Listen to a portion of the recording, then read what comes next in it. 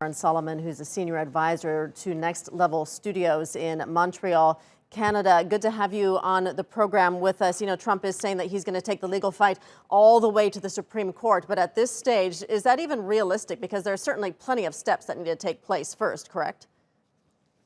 Well, that's true. There are a lot of steps that need to take place first, but the Rudy Giuliani press conference that we just saw, if we can call it a press conference, is certainly indicative of the fact that the Trump campaign is going to pull out every legal stop possible. And it's not going to happen over the next 72 hours. It could happen over the next 72 days. We don't know. Yeah, and we certainly kind of expected this because Trump has been alluding to this. Could any of these legal challenges delay the election results, or is this going to be a situation where we wait until the results are finalized before these lawsuits come about? That's a fantastic question. In my mind, the vote count remains at what it was this morning, which was 227 for Biden and 213 for Trump.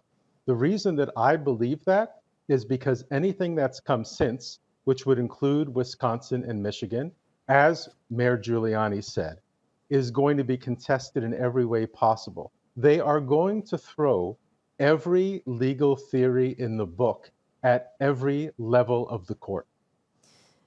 Let's talk about the 2000 election, Bush versus Gore, which did go to the Supreme Court, and the Supreme Court ruled to stop the recounting of ballots in Florida. How much could that play into some of these lawsuits as far as a precedent? Obviously, that was a different scenario, but could that actually come into play here in 2020? It could, but the scenario in 2000 itself really isn't germane. What is relevant now is that you have a 6-3 conservative court.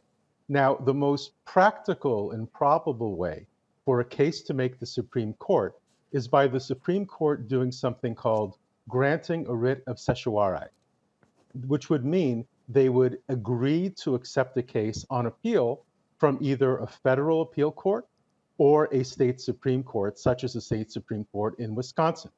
You only need 4 votes on the Supreme Court to accept the case on appeal. My opinion is that they would have 7 votes on the court right now, 6 conservative votes and 1 liberal vote to accept the case, depending on what kind of case it is, obviously. So the chances of something working its way through the court system, in my opinion, is really quite high. And that doesn't resolve itself in 72 hours or anywhere close. Yeah, that is interesting. If any of these cases do get to the Supreme Court, do you think the Supreme Court would want to hear them? Or, I mean, because they don't have to, they can throw out the case. Well, of course, the Supreme Court doesn't have to hear any case. I believe there is so much political and historical pressure to hear the case that they might. But again, you know, we're all hypothesizing at this point because you and I and our listeners all over the world have no idea what the nature of that case might be.